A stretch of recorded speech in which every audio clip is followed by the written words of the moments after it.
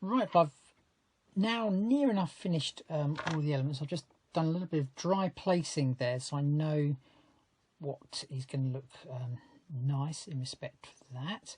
So we're just using a different colour of the Opal Magics here, and this one is the green gold. Okay, so that's just to do the leaves.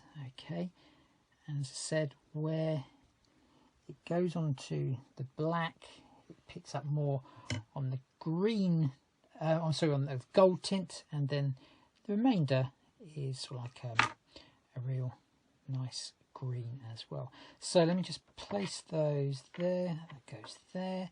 I'm just spilling these just slightly over the edge of the canvas.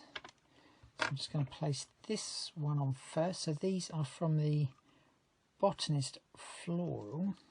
Okay, so let's just place that one, and then you've got the full bodied one of that, and that is the beauty there of the Opal Magic.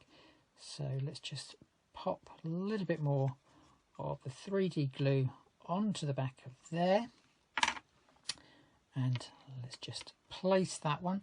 And then we've just got the crown. I think, let's have a look, where are we going to put the crown?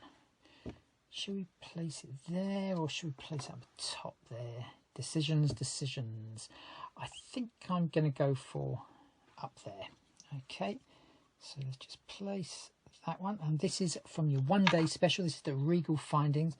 Like I said, the Regal Findings has 18 different elements within that mould, and there we go, our finished piece there, using moulds from your 1-day special. So you have got the elegant borders there, you've got the Regal Findings with the crown, the clock and the butterfly, and then you've got the Botanist Floral, so you've got the leaves there and the 2 amazing flowers.